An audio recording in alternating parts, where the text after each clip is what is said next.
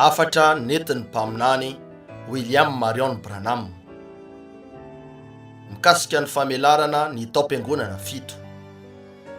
Toko fahaenina, ny taom-piangonana Tiatira. Apokalipsy toko faharoa andiny fahavalambin'ny folo ka hatramin'ny fahasivy amby roapolo. Ary sorato ho an'ny anjelin'ny fiangonana ny Tiatira. Zao no lazainy zanak'Andriamanitra, izay manana maso toy ny lelafo ary ny tongony tahaka ny varana mangano hoany. Fantatro ny asanao sy ny fitiavanao sy ny fanomponao sy ny finoanao ary ny faharetanao. Ary ny asanao farany dehibe noho ny voalohany. Kanefa manateny aminao aho, satria ianao mandefitra amin'ilay vehivavy Jezebela izay milaza ny tena mpaminany vavy ka mampianatra sady manoloky ny mpanompoka ijangajanga sy inana hena naterina tamin'ny sampy. Ary nomeko andro bebahana izy, nefa tsy mety mibebaka amin'ny fijangajangana izy. Indro ampandamahako eo ampandrina izy, ary izay mijangajanga aminy dia ataoko ao amin'ny fahoriana lehibe, raha tsy hibebaka amin'ny asandra vehivavy izy. Ary hovonoka amin'ny fahafatesana ny zanany, ary ny fiangonana rehetra alala fa iza no mandinika ny vosy sy ny fo. Ary omeko araka ny asanareo avy ianareo rehetra. Fa aminareo izay sisa any Tiatira, dia izay tsy manana izany fampianarana izany, sady tsy mba mahalala ny ataon'ireo hoe saindalin'ny Satana, dia izao no lazaiko, tsy ho vesariko entana hafa ianareo. Kanefa izay anananareo dia tany mafy mandra-piaviko.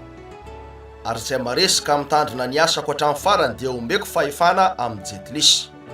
Ary andry azy amin'ny temby izy ka noritoro azy toy ny fanoritoro vilany tany. Dia araka izay efa noraisiko tamin'ny raiko. Ary omeko azy ny kitana fitarikandro, izay manatsofina aoko izy ihany izay lazainy ny fanahy amin'ny fiangonana.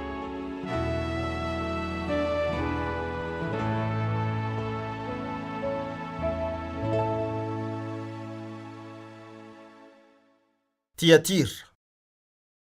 Raha ny tantara, ny tanànan'ny Tiatira no tsy nisendrika indrindra tamin'ireo tanàna 7 hita ato amin'ny Apokalipsy. Teny amin'ny sisin-tanin'ny Misy sy Iony no nisy azy. Renirano maro no nanodidina azy, nefa feno dinta. Ny toetra nampiavaka azy indrindra dia ny famboniany toe-bolany noho ny kiambanan'ireo mpanefi tanimanga, ireo mpandoko hoditra, ireo mpanenina, ireo mpandoko lamba, ireo mpanjaitra sy ny sisa. Avy ao amin'io tanàna io niaviany Lidia, ilay mpivarotra lamba volomparasy. Izy no Eropeanina voalohany nentin'ny Paoly niova fo. Ankehitriny, ny antony fidianany fanahy io tanàna io ankoatra ny fahitana an'ireo toetra ara-panahiny taona fahaefatra teo aminy, dia noho ny fivavahany. Ny fivavahana nivelatra indrindra tao Tiatira dia ny fanompona ny Apollo Tirimne, izay nifandray tamin'ny fanompo-pivavahan'ilay amperora. Apollo dia ilay andriamanitra masoandro, ilay faharoa tamin'ny hery taorian'ny rainy Zeus. Ny nalalana azy dia mpamily ny ratsy. Izy no nanendry ny lalàna ara-pivavahana sy ny fanotsiana ny eloka vita, toy ny fanavotana, ny fandoavana sasy teo amin'izay nanaovana ny tsy mety na ameloka. Hoy Platon ny aminy, manazava amin'ny olona ny fifezan'ny tempolo izy, dia ireo fanatitra sy ireo fanompo-pivavahana amin'ireo andriamanitra, ankoatra n'ireo fomba fanao ny fandraika tamin'ny fahafatesana sy ny fiainana any aorian'izany. Nampitainy tamin'ny olona ny fahalalany ny amin'ny hoavy sy ny sitrapon'ny rainy, avy amin'ireo mpaminany sy ireo faminaniana. Io fomba fanao tao Tiatira io dia nitarian'ilay mpaminany vavy, nipetraka teo ambony seza nisy tongony 3 izay nivohan'ireo afatra rehefa nisy fanahy nibata azy. Nahavariana tokoa ny fiazonan'io fivavahana io ny olona. Tsy teo amin'ny sehatry ny zava-miafina ihany ny hery natalanjona nananany, fa teo amin'ny hoe tsy afaka hikambana amin'ireo asa mandrarano menan'ny olona ivelomana izy, raha tsy piangona amin'ilay tempolo mivavaka amin'ny Apollo. Zay rehetra nandatsy hikambana tamin'ny firavoravona fanompo-tsampy sy ny filalaovan-dratsy tsy tandalana, dia voaroaka tamin'ireo vondrom-pikambanana nisy tamin'ny taonjato voalohan'ireo. Tsy maintsy nandray anjara tamin'ny fanompo-tsampy fanao ny jetlisy, vao afaka nandray anjara tamin'ny sehatra sosialy sy ara-barotra. Tsara ihany koa ny anamarina fa ny anarana Tiatira mihitsy no midika ho vehivavy mpanjakazaka. Koa dia voamariky ny hery manjakazaka ty taon'ity. Misy erisetra mahazo ny rehetra, izay mampanaiky ny rehetra amin'ilay fahefana tsy refesy mandidy. Eny, vehivavy manjakazaka no tena ozona lehibe indrindra misy eto tany. Solomon, ilay olon-kendry indrindra tamin'izay efa nisy teto tany, no nanao hoe nitodika aho ka nampiasaiko ny foko halala sy andinika ary hitady fahendrena. sy izay anton-javatra ary afantatra ny faratsiana ho fahadalàna ary ny fahadalàna ho fahaverezan-tsaina ka hitako fa mangidy noho ny fahafatesana ny vehivavy. Zay fandrika sy arato ny fony sady famatorana ny tanany, nefa zay akasitran'Andriamanitra dia ho afa-mandositra azy, fa ny mpanota ihany no ho azony.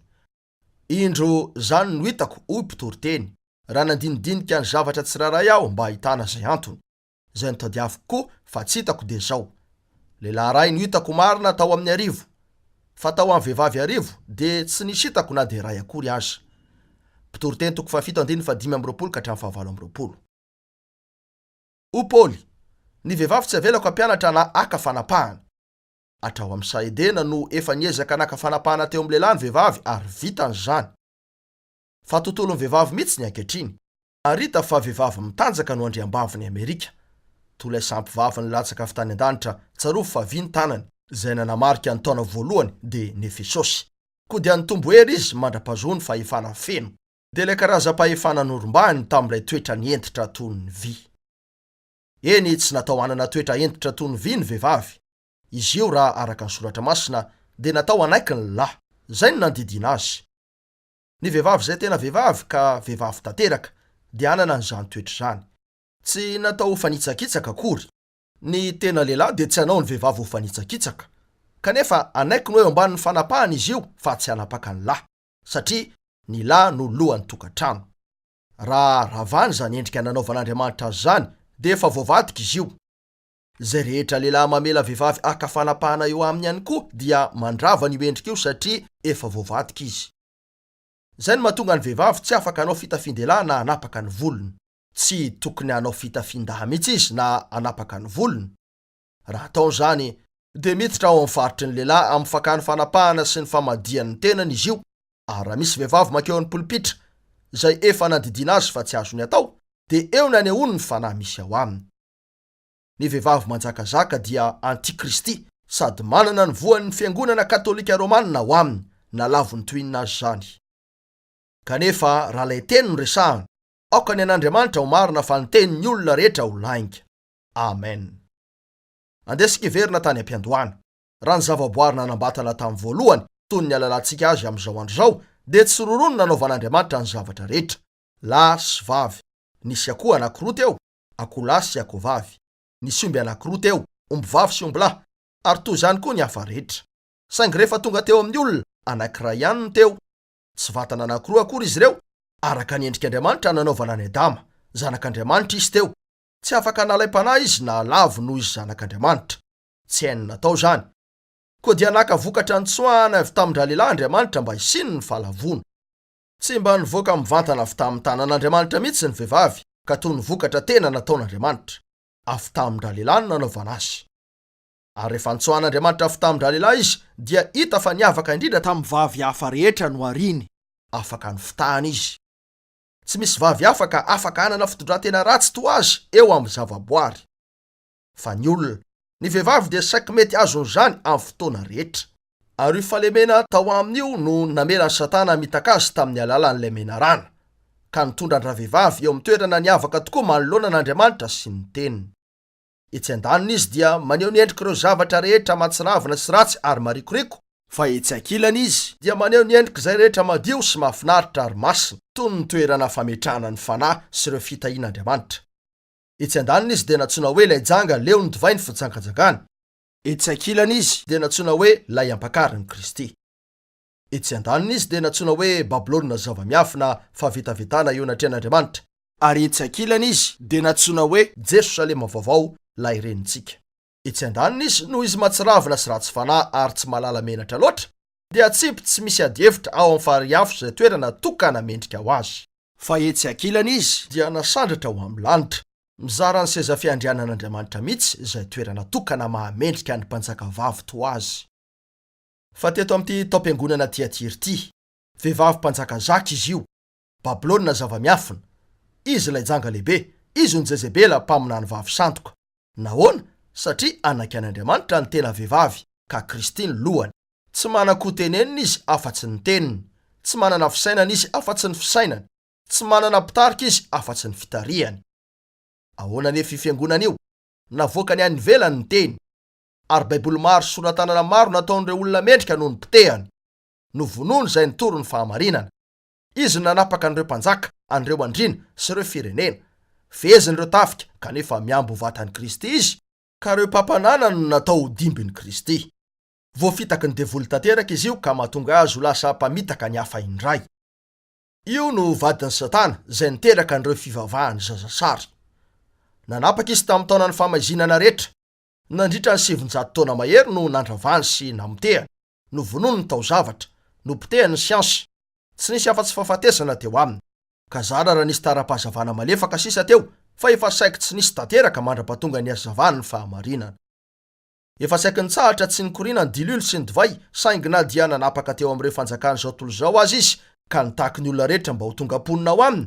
Nisy andiany kely an'Andriamanitra teo, ary pon'ny lanitra izy ireo, ka tsy vitany ny hamodika azy io. Notehirizan'Andriamanitra ilay andian'ondriny vitsy, tsy afaka ho potika izy ireo. Mpanompo sampy fiangonan'ny Roma io, sady ratsy fanahy tahaka ny Atalia mpanjakavavy, izay niezaka namodika an'ireo taranaky ny mpanjaka rehetra ka saiky matiny avokoa, saingy nisy anankiray nitoherizin'Andriamanitra, ary avy amin'io nivoahan'ireo olona maro mahatoky.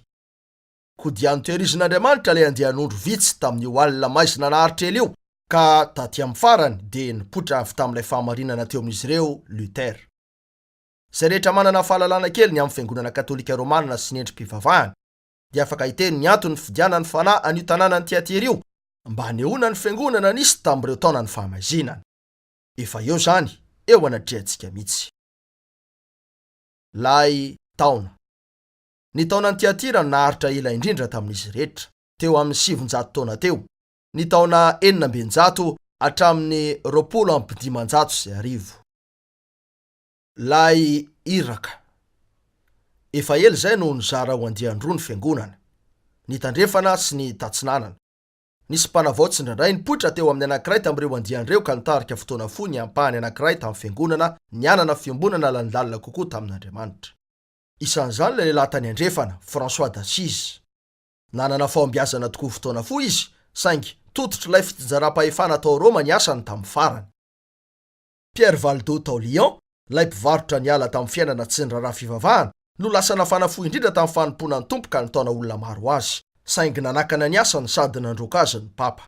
Samy tsy nanan'olona izay azo natao iraka tamin'io taona io, na lay andiany andrefana na lay atsinanana, raha ny fakafakaina araka ny hazavany ny soratra masina. Na dia izany aza, nisy lehilahy anankiroa tao amin'ireo nosy Britanika, izay nanana fanomponana ahitana ny teny sy ireo asa, ka naharitra tamin'ny refuzato-toetra ny amin'ny fahamarinana. Masinda Patrika sy Masinda Kolomba zany. Nilatsaka teo amin'ny Masinda Kolomba ny andraikitra ho iraka. Na dia Masinda Kolomba aza no iraka teo amin'ny taom-piangonana, tiako nijanona fotoana fohy ny amin'ny fiainan'ny Masinda Patrika mba hanome antsika ohatra sy hanehoana ny tsy fahamarinana ny fanambarany Roma hoe isan'ireo niandany taminy tahaka ny Jeanne d'Arc Masinda Patrika. Zanaky ny anabavan'ny Masinda Martin tao amin'ilay tanàna kely ny Bonaverne izay teo amoron'ny renirano Clyde Patrika. Ndray andro raha nilalao niaraka tamin'ny anabavany roa teo amoron-drano izy, nisy tatsambolon-dratsy nanatona teo ka nakakery ny azy telo. Tsy misy malala ny hafaran'ireo anabavany roa, fa Patrika, Sukato ny tena anarany, no namidy tamin'ny tompon-tany tao Irlande avaratra. Mpiandriky soa no asany menazy, nisy an'ireo alikany filahany mba hiandry an'io. Voafolaka tsara tokoa ireo alikan'ireo ka maro ny olona tonga avy tany lavitra na ny teo akaiky mba hividy an'izany. Teo amin'ilay fiainany samirery no nitodiany tamin'Andriamanitra ka namonjena azy. Detery mafy ny andositra sy verina tany amin'ny ray aman-dreniny izy. Nisy tetika nataony izay nampiasainy indrindra ny fahaizany mamolaka biby. Nampianariny atory teo aminy alika ary anarona tsara ny vatany ka tsy etsiketsika mandra-pibaikony. Noho izany, ndray andro rehefa nivarotra alika maro ny tompony, nobaikony Patrika akao amin'ilay sambo ny alika rehetra ankoatran'ilay alika pitarika. Nobaikony ary ilay alika pitarika mba handositra ka tsy hanaiky ny ondrana atsambo. Raha mbola niezaka ny sambotra n'ilay alika ny tompony sy ilay mpividy, dia nakao atsambo Patrika ka nibaiko an'ireo alika anarona azy. Nisiko izy avy eo ary nakao atsambo ilay alika pitarika nakeo amboniny.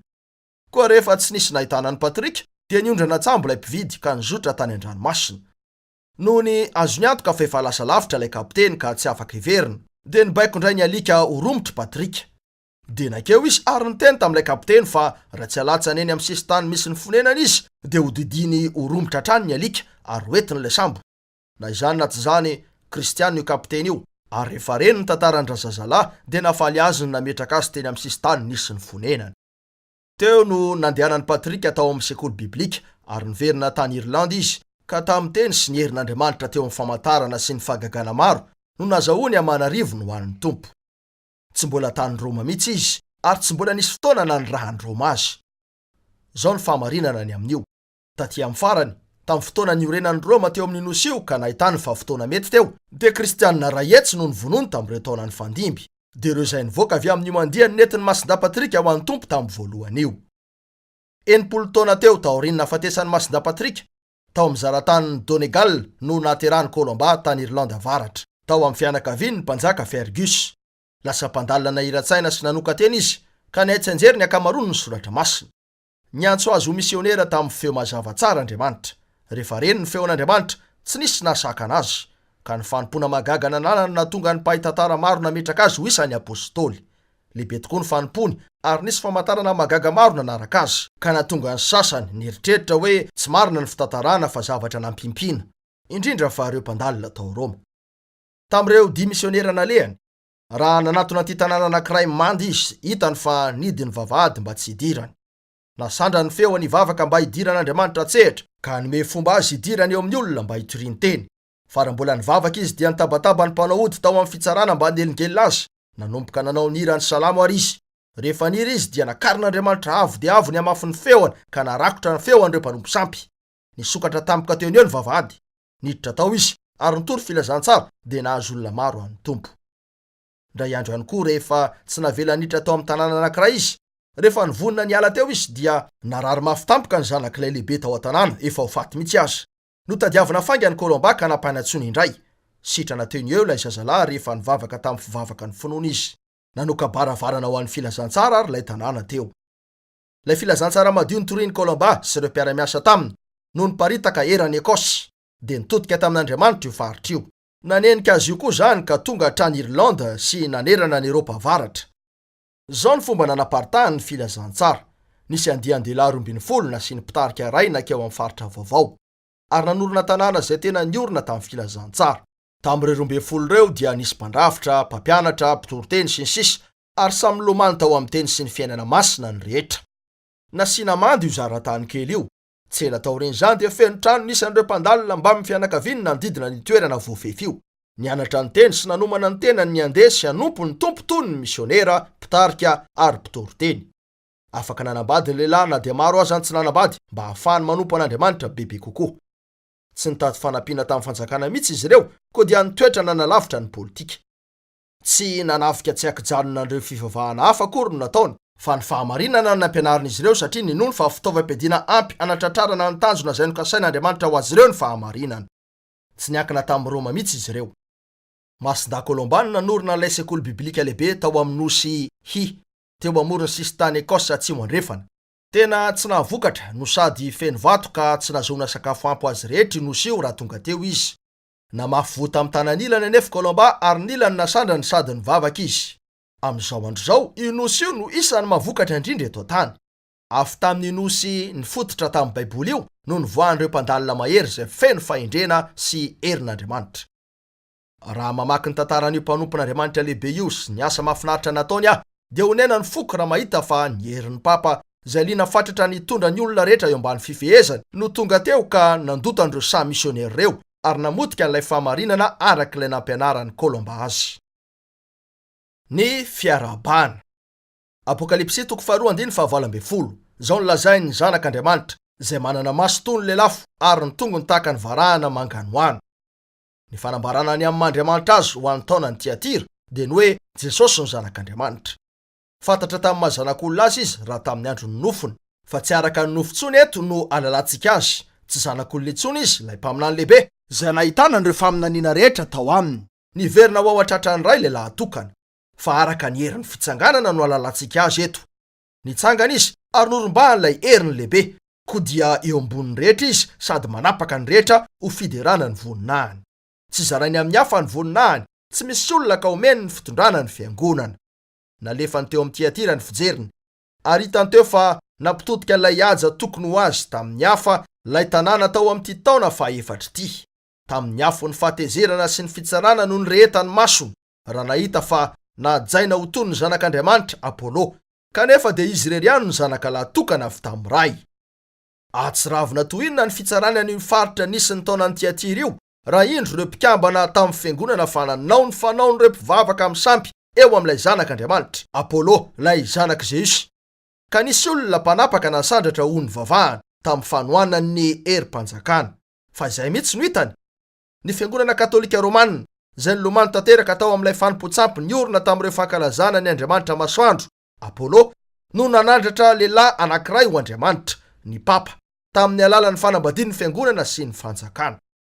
Fa Thomas d'Aquin sy Alverus Pelagius no namolavola sy nanambara an'izao: ny Papa ho an'ireo izay mijery azy amin'ny maso ara-panahy dia toa tahaka ny tsy olona fa Andriamanitra, tsy misy fetra ny fahefany, azo ny ambara ho mety izay rehetra tiany, ary azo ny esorina ny zony rehetra io arak'izay tiavany azy. Ny fisalasalana amin'ny fahefana maneran-tany io dia tsy azahoana famonjena. Ny tena fahavalon'ny fiangonana dia ireo izay diso hevitra ka tsy manaiky ny zaka ny zioka ny fankatoavana tanteraka. Fa iray no mpanalalana amin'Andriamanitra sy ireo olona, dia Kristy Jesosy izay olona, ilay zanak'Andriamanitra. Timoty 2:2-5. Saingy novan'ny Papa tao Roma ny teny, zao no nanaovany azy: ray ny mpanalalana amin'Andriamanitra sy ilay olona, tsy hoe ireo olona. Izy ary noho izany no manalalana ny mpanalalana sy ireo olona. Tsy misy mpanalalana nefa afa-tsy sy ny zanaka. Nanonona famonjena tamin'ny alalan'ny fiangonana tao Roma ny Papa. Tsy misy famonjena nefa afa-tsy amin'ny alalan'ny zanak'Andriamanitra. Tsy magaga raha mirehitra eo amin'ny masony ny lelafy ny fitsarana. Tsy magaga raha tahaka ny varana mangano any ny tongony, raha indro izy fa mivonona ny anitsaka sy anorotoro an'ireo fanjakana ratsy fanahy eto amin'izao tontolo izao. Isaoran'Andriamanitra ny amin'ireo tongotra varahana matanjaka ireo, namakivaky ny fitsarana ho antsika izy ireo, fanorenana ho antsika izy ireo ankehitriny, satria isika ny tompon'izay rehetra azony teo. Voatondra eo aminy isika, dia Jesosy lay zanak'Andriamanitra. Eto amin'ity taonty no nahitantsika ny fipoiran'ireo mpanaradian'ny Mahome izay nandany zanak'Andriamanitra no sady nanamelika ho faty an'ireo rehetra ny antsony tena no kristianina. Teo amin'ity taonty ihany koa no niaikan'ilay fiangonana sandoka ilay didy voalohany nataon'Andriamanitra tsy to sy nanafoana ny faingana ilay didy faharoa, satria teto no nametrahan'ny Papa ny teo amin'ny toeran'i Jesosy Kristy ka nananganany sy nampidirany ankery ny fivavahana amin'ny sampy, ka tena fahafatesana mihitsy no azon'ireo rehetra nandany anisy sarivongana tao am-piangonany. Tamin'ny fotoana nanapahan'ilay amperora vavy Teodora, ny taona 270 hatramin'ny 790, olo-masina rahetsy teo no nivonoana noho ny tsy nanomezan'izy ireo asina ny sarivongana. Azo antoka fa tsy maintsy mibebaka ty taonty, raha tsy izany dia ho very an'io rehetra io. Indro fa teo ilay tompony voninahitra, Andriamanitra mihitsy, nefa natao ankilany ny teniny, no lavina ny maizy azy, kanefa tsy misy tanan'olona na fon'olona mahavita manala azy amin'ny fiandrianany. Na dia andaha azy izy ireo, mitoetra matoky hatrany izy.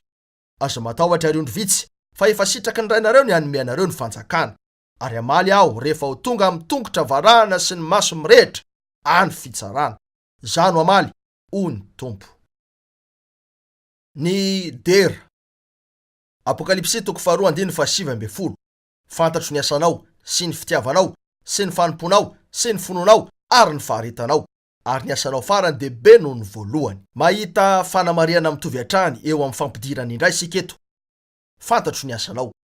Ilay zanak'Andriamanitra, izy tenany, no nanao hoe minoa noho ny asa. Nanindry betsaka ny amin'ny asany izy raha teto tany.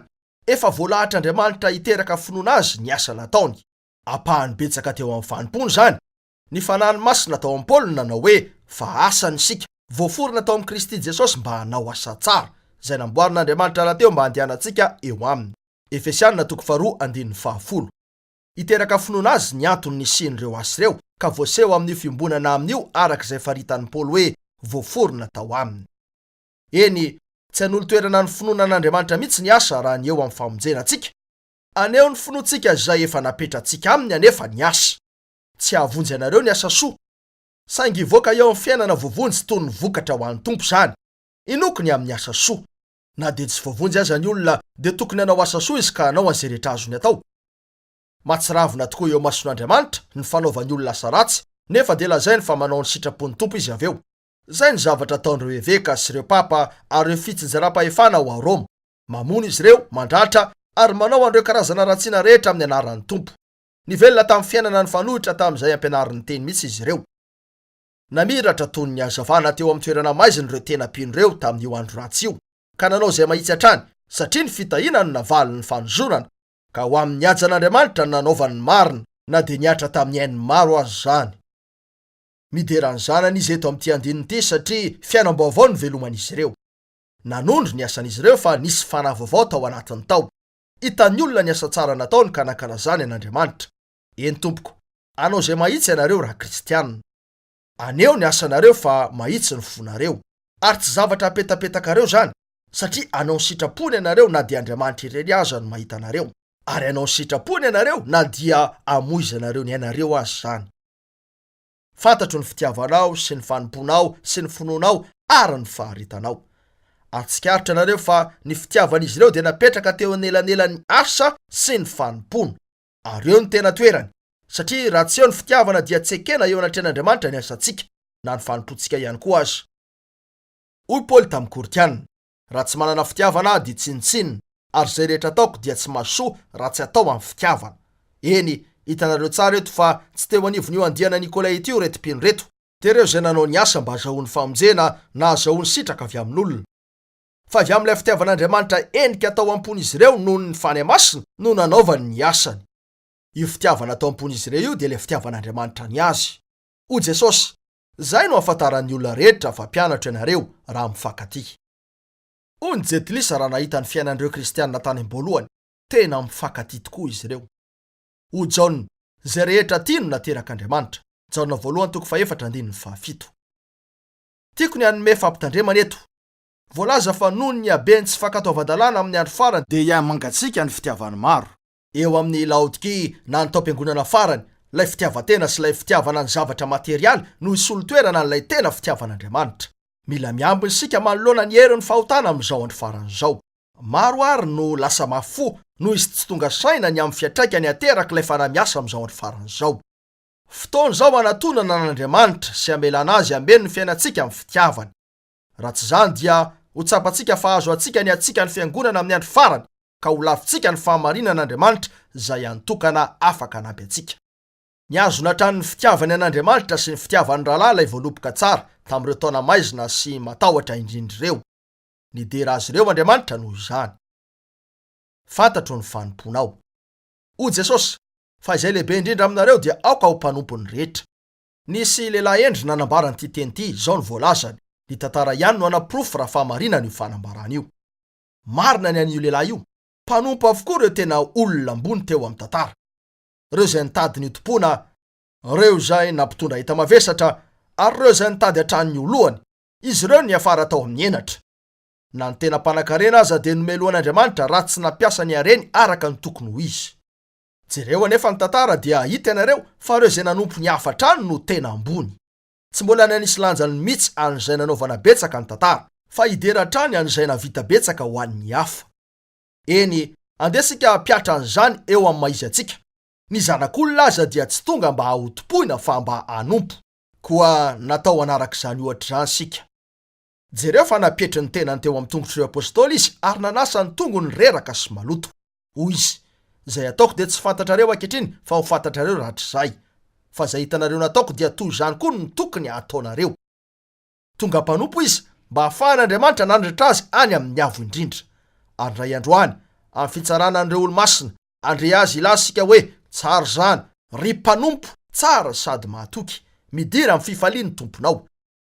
Tsy mora zany hoe mpanompo hatrany, fa ireo izay tsy nanisany lany fa nandany ny azy ho an'ny hafa no hipetraka miaraka aminy eo amin'ny seza fiandrianany ray androany. Andray valim-pity amin'ny fisasarana izy ireo amin'izany. Andesika hiasa ho an'ny tompontsika raha mbola misy masoandro azo iasana. Andesika hiresaka ny amin'ny fitiavany sy ny fiahiany rehetra. Ary rehefa tapitra tanteraka ny fiainana ary vita tsara ny asantsika tetỳ tany ka hiantso ny trompetra any ambony dia hoe aho. Fantatro ny finoanao. Eny, tsy tola inambarany teo amin'ny fiangonana Pergamosy no ataony eto, mitana ny finoka ianao. Tsy ny finono ny resahany eto, fa midera azy izy noho ny fahatokiana izy ireo. Eto ihany koa dia miresaka ny faharetana teo amin'izy ireo izy. Eny, miaraka hatrany ny fahatokiana sy ny faharetana. Raha ny marina, faharetana no miteraka ny fahatokiana. Satria voalaza amin'ny Jakoba 1:7 hoe ny fizahatoetra ny finoanareo no mahatonga ny faharetana. Tsy misy fomba hafa azahoanareo faharetana. Tsy maintsy avy amin'ny fizahatoetra ny finoantsika no heviany izany. Romanina 5:7, ny fahoriana mahatonga faharetana. Ny fomba fakasitran'Andriamanitra ny vokatry ny faharetantsika io dia hita ao amin'ny Jakoba 1:4. Ary ao ka ny faharetana isy asa tanteraka, mba ho tanteraka sy tonga ohatra ianareo ka tsisy tsy ampy na inona na inona. Fahatanterahana ny sitrapon'Andriamanitra ho antsika. Ary io fahatanterahana io dia ny faharetana miandry izay avy amin'Andriamanitra ary miandry an'Andriamanitra. Zay no dingana ivoaran'ny toetra. Lehibe toinona ny fideran'Andriamanitra n'ireo olo-masina tamin'ny taona ny famazinan'ireo. Nanapaharetana toy ny zanak'ondry entina ho vonoina izy ireo ka nanompo an'Andriamanitra tamin'ny mpitiavana sy tamin'ny mpatokiana. Izao ihany no tadiavin'izy ireo teo amin'ny fiainany, dia ny anompo ny tompony. Lehibe toinona ny valim-pitiany. Fantatro ny asanao ary ny farany dehibe noho ny voalohany. Tena mahavariana tokoa izany. Raha hita fa ny antombo ny aizina teto amin'ity taona ity, raha hita fa ny amaro isan'andro ny lisitra mampitolagaga izay ny tanisanan'ireo martiora, dia indro fa ny asa mafy hatrany izy ireo, nanompo bebe kokoa, ary ny antombo ny finoany. Loza tokoa ny fahitana ny fiainan'ny fitiavana tamin'ny taonan'i Efesosy. Ary tsy nisy nanambarana ny fitombon'ny fiasan'ny fitiavana ny taom-piangonana hafa. Fa teto amin'ity taona ity, izay maizina indrindra tamin'ny taona rehetra, ny ananompo azy hatrany izy ireo. Lesona re zany. Tsy nitsahatra mihitsy io fanompona tamin'ny mpitiavana mendrika ho an'ny tompo io, ny antombo azy zany. Zay no tsy ambaratelo. Avelo ny favalo raha nakana antsika tsy hanompo ny tompo. Zao ny valitentsika. Andao hanompo azy bebe kokoa. Rehefa mitaraina noho ny tahotra ny osa, dia eo ny fotoana hikana fandresena. Fantatro ny asanao ary ny farany dehibe noho ny voalohany. Eny, toy izay efa voalazantsika hoe natsoina ho taona ny famazina nyity taona ity satria vanim-potoana maizina indrindra teo amin'ny tantara rehetra ny eto. Taom-piangonana nisy an'ilay Papa Innocent fahatelo teo, izay nilaza ny tena no dimbin'i Kristy, manapaka faratapony sy ambony indrindra eo amin'ny fiangonana ary maneran-tany. Izy no nametraka ny fahafahany ny tsara, ka tamin'ny fitondrany no nisy rahalatsaka be indrindra noho ny tamin'ny fotoana hafa rehetra ankoatran'ilay fanavaozana. Io no taona nanjakazakany ireo mpivarotena ny fanapahan'ireo mpijangajanga. Nanana vadikely Serge fahatelo, ary ny vadikeliny sy ny zazasariny no namenona ny koralina ny Papa, ary navady no fieren'ny jiolany lapan'ny Papa. Nokendainy Marozia vadikeliny Serge ho faty Anastase fahatelo. Jean fa 12 no zazasary nateraky Marozia. Zafikeliny Marozia Jean fa 12. Ary izy no nanolana an'ireo manantena sy ireo virjina, ary lehilahy rombotra nahatratra azy teo am-pijangajangana tamin'ny vadiny namono azy. Vanim-potoana nahitana fisarahana teo anivon'ny Papa teo, ka lasa nisy Papa anankiroa. Ny anankiray nanapaka avy tao Avignon ary ny anankiray avy tao Roma, izay nifanozona sy niady. Tsy ny fihetsika fitondran-tena ranofo ratsy ihany no nahameloka an'ireo Papa ireo. Rain'ireo zazasary tsy tambosaina izy ireo, nanao sodomita sy ny sisa, fa meloka ihany koa tamin'ny fivarotana ny asa fisoronana tamin'izay nahasany vidy ambony indrindra. Taona nampiaina ny hazavana indrindra tamin'izy rehetra teo, nefa dia niasa tamin'ny risy-pohatrany ihany arakaraka ny tombony aizina ireo mpino vitsy teo ireo na dia zany aza, ka maro no nipotra sy niezaka nanavao teo amin'ny fiafarany io taona io. Feno risy-po loatra ny asa nataon'izy ireo, ka nanisy lalana misokatra ho an'ilay fanavaozana taty aoriana. Zay no antony ilazany teny mikasika an'io taona io hoe niasanao farany tamin'ny fiafaran'ilay taom-piangonana, dehibe noho ny voalohany. Betsaka ny hevitry ny teny hoe Tiatira, isan'izany hoe fanatitra tsy ankijanona. Maro ny nino an'io faminaniana ny amin'ny fanaovana lamesa izay nanehoana tsy ankijanona ilay fanatitra nataon'i Kristy. Fisainana mahafinaritra izany, saingy mety midika ho fanatitra tsy ankijanona teo amin'ny fiainana izay tena pino sy ny asa nataony manontopy ihany koa izany. Azo antoka fa reto olo-masina tao Tiatira reto no tsara indrindra raha ny vokatra, feno ny fany masina sy finoana, voaforona mba hanao asa tsara, mampiariary ny fiderana azy. Tsy nanisy lanja ny fiainany manokana, fa fony azy rehetra mpifaliana toy ny fanatitra kasitrahana ho an'ny tompo. Ny fanakianana. Apokalipsy 2:20. Kanefa mananteny aminao aho, satria ianao mandefitra manaiky any amin'ilay vehivavy Jezebela, izay milaza ny tena no mpaminany vavy ka mampianatra sady manoloko ny mpanompoka ijangajanga sy hinana ena naterina tamin'ny sampy. Eny, eto amin'ity andininy ity, tiako ianareo raha handray ny andininy 720, fa hita ny profon'io fahamarinana lehibe ny ezahako nampahitana anareo hatramin'ny voalohany io. Ary vonoko amin'ny fahafatesana ny zanany, ary ny fiangonana rehetra halala fa izany mandinika ny vo sy ny fo. Ny teny hatramin'izay fa fiangonana roa no nisy raha ny marina, fa na dia miteny amin'izy roa aza ny fanahy tamin'ny taom-piangonana rehetra. dia toa anankiray ny fiheverana azy ireo. Nambara mazava tsara eto fa misy an'ireo fiangonana, ary voambara mazava tsara fa tena tsy mahalala mihitsy ny sasany tamin'ireo fiangonana ireo hoe izy anie ka mandinika ny vo sy ny fo. Hoporofony amin'izy ireo fa tena marina zany. Koa hoy zary ireo fiangonana tsy mahalala ny fahamarinana io. Mazava ho azy fa ilay andiana voaloboka sandoka io, satria azo antoka fa fantatry ny tena pino fa manompoka ao an-tranon'Andriamanitra ny fitsarana, ka noho izy ireo matahotra an'Andriamanitra dia mitsara ny tenany izy mba tsy ho tsaraina.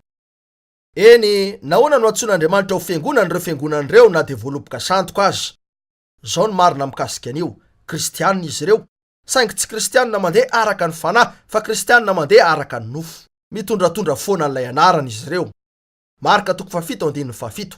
Koa foana ny ivavahan'ireo amiko, raha mampianatra ny didin'olombelona ho fampianarana izy.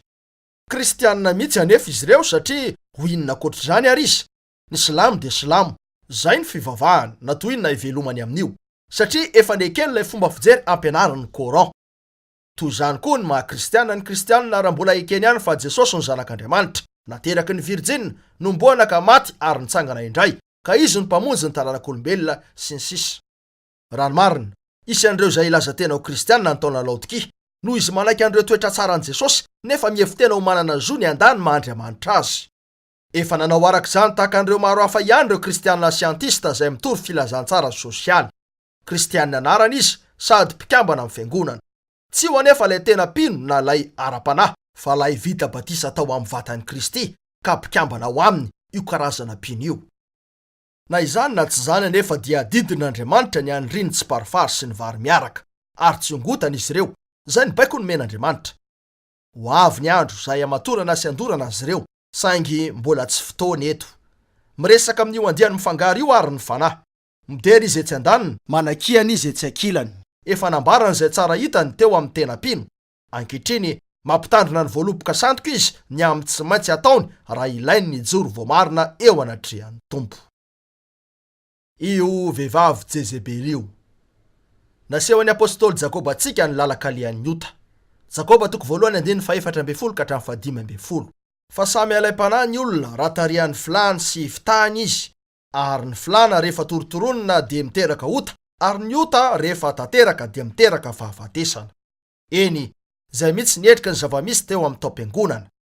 Toy ny antomboan'ny ota tamin'ny fihetsepo kely fotsiny, dia toy izany koa ny antomboan'ny fahafatesana teo amin'ny fiangonana tamin'ireo asan'ny Nikolaita tsotra sy tena kely.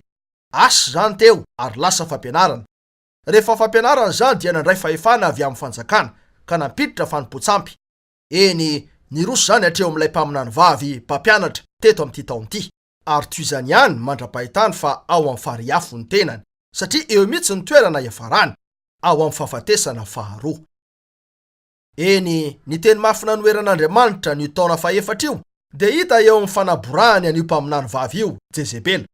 Ary mba azahoana tsara ny antony anaborahany ny aminy toy izany, dia ilayntsika jerena ny tantarany ao amin'ny Baiboly. Raha hitantsika ny nataony tamin'izany, dia ho fantatsika ny zavanitranga tamin'ity fotoan'ity. Ny zavatra fantatsika voalohany sady tena mavesa-danja ny amin'ny Jezebely dia ny hoe tsy zanak'i Abrahama izy io, ary ny fitsofohany tao amin'ny fokony Israely ihany koa dia tsy tamin'ny fidirana ara-panahy tahaka ny teo amin'ny Rota lay Moabita. Tsy tompoko, zanak' Etibalo io vehivavy io, ny mpanjakan'ny Sidoma, mpanjaka voalohany 1:130, izay mpisorona teo amin'ny Astarta. Novonoiny ilay nanjaka teo alohany ary azony ny fiandrianana. Feles zany. Hitantsika avy hatrany ary fa zanaky ny mpamon'olona izy io. Mampatsiahy antsika ny Kainy zany. Ary tsy tamin'ny fatsona ara-panahy izay efa voalahatra Andriamanitra idirany Jetlis no fomba nahatonga azy ho ampahan'ny Israely, fa ny fanambadiany tamin'ny Ahaba no nidirany, ilay mpanjaka an'ireo fokofolo tamin'ny Israely. Eny, arak'izay efa hitantsika, tsy ara-panahy io firaisan'io, resaka politika. Tsy mba nanam-paniriana no mpivavaka amin'ilay tena Andriamanitra tokana io vehivavy nilomano tao amin'ny fanompoantsampy io na dia kely azy, fa tonga teo kosa izy niaraka tamin'ilay fikasana nahariariny, niamino ny Israely hiala amin'ny Tompo. Eny, efa nalala ny fivavahana tamin'ireo sariomby volamena ihany ny Israely, ny fokofolo, saingy mbola tsy tena nivaro tena tanteraka ny enompo sampy, satria nivavaka tamin'Andriamanitra izy ireo sady nahafantatra ny lalàn'i Mosesy. Fa hatramin'ny fotoana nanambadiany Ahaba ny Jezebely, nirona hatramin'ny famonoana mihitsy ny fanompoantsampy. Teo ny fotoana nahatonga ny vehivavy io mpisorona vavy tao amin'ireo tempoly izay nananganany any Astarta, Venus, sy Anibala, andriamanitra masoandro, ka izay no natonga ny Israely hoe mamifaratsiana indrindra teo amin'ny fiainany.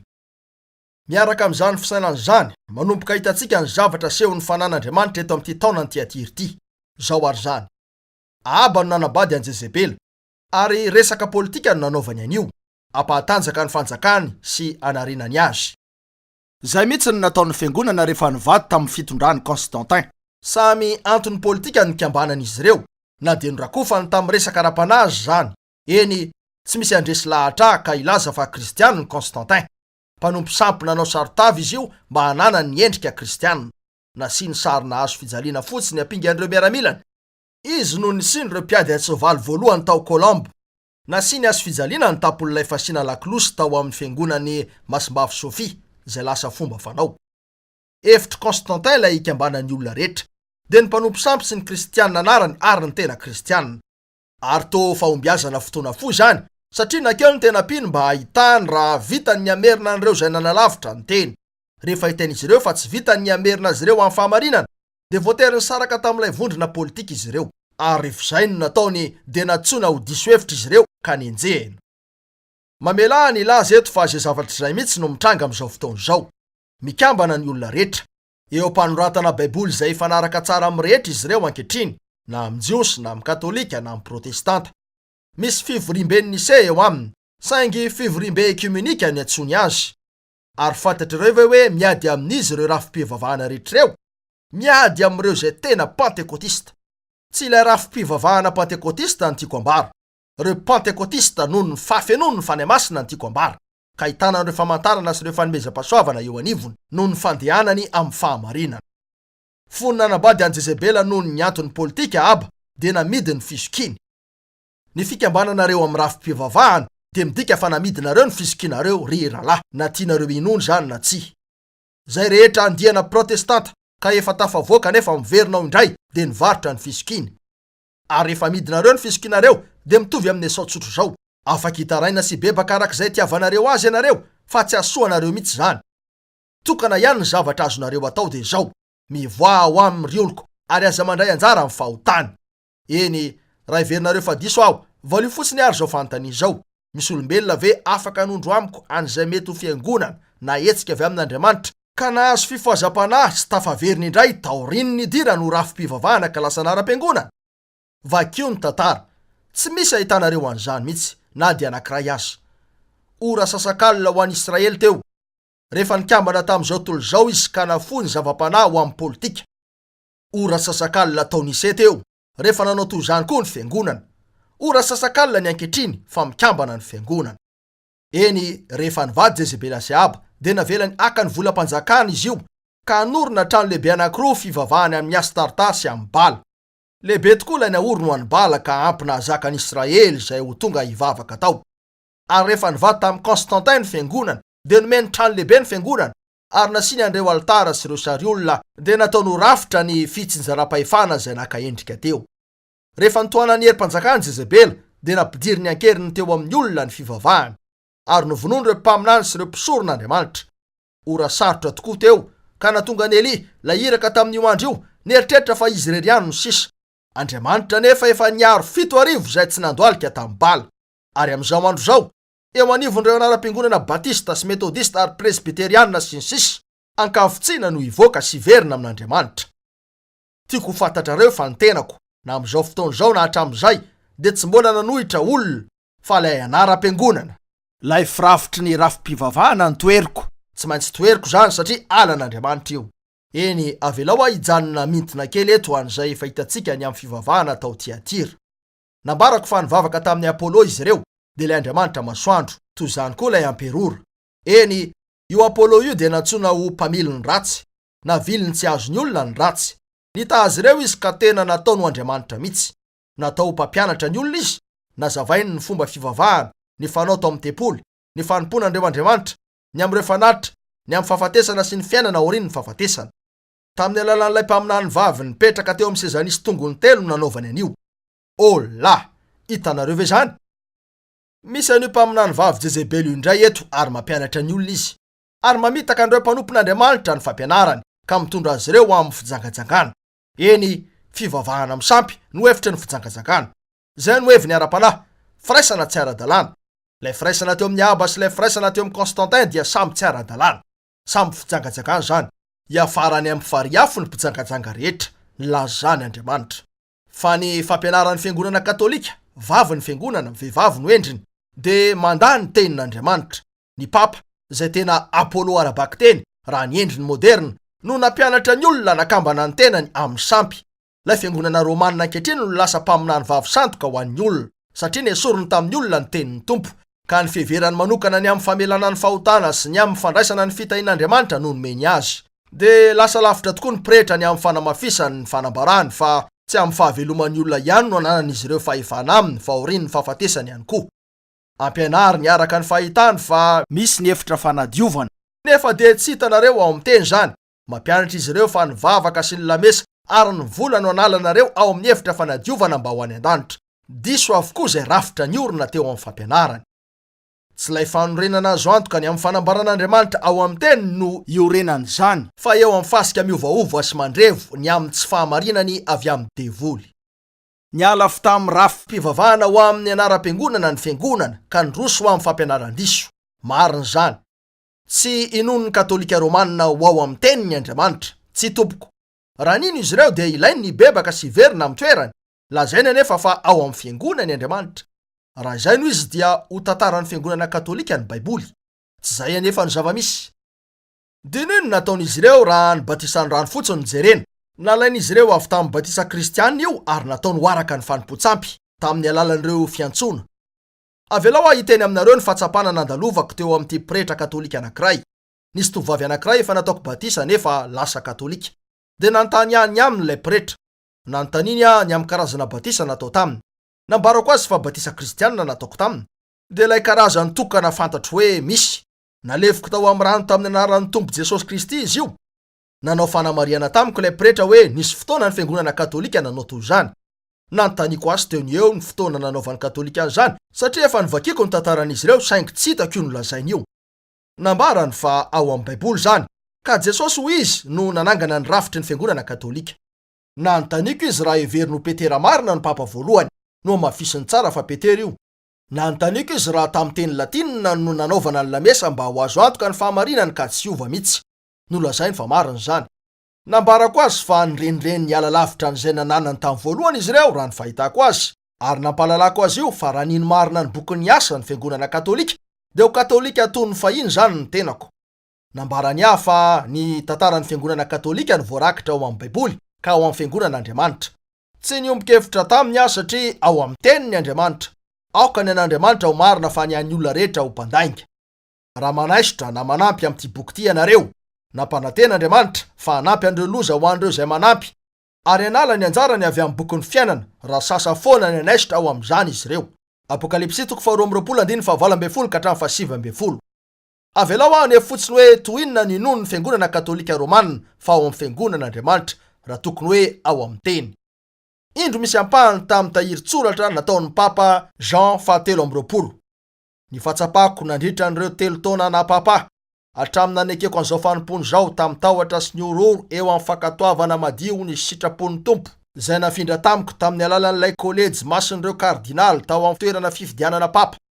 Manamafy aho anio fitsipika tapak'io, sady misy antony manetsika aho, sy antony mafiorina hitoerako mahatoky amin'io. Mahatoky tanteraka an'Andriamanitra ny amin'izay rehetra misy ankehitriny, ary milamin-tsaina tanteraka aho ny amin'ny ho avy. Manamafy papa io fa amin'ny alalan'ny fiangonana no itenenan'Andriamanitra raha ny fanambarana ny sitrapony. Fa atsoina re zany. Ao amin'ny teniny Andriamanitra ary miteny amin'ny alalan'ny teny raha ny fanambarana ny sitrapony. Nanamafy ihany koa izy io ny fametrahana ny fahatokiany tanteraka amin'izay lazain'olona ka makatoan'io amin'ny filaminantsaina noho izany. Toa tsara faneno zany rehetra zany saingy diso tanteraka. Tolay famadihana nisy tao amin'ny Saidena ihany. Eny, andesika keo amin'ny Apokalipsy 17 eto mba ahitana an'io vehivavy io, lay fiangonana, izay mivelona eo amin'ny faminaniana santoka fa tsy eo amin'ny tenin'Andriamanitra. Antsoin'Andriamanitra ho janga lehibe izy io amin'ny andininy voalohany. Nahoana izy nijanga? Satria ao amin'ny fanimpotsampy. Nahavita ny taonany olona ho ao amin'io zavatra io koa izy. Inona ny fanafana ho an'ny fanimpotsampy? Ny tenin'Andriamanitra. Janga io vehivavy io satria namela ny teny. Indro izy fa mipetraka eny ambonin'ny rano maro eto, izay midika ho vahoaka betsaka.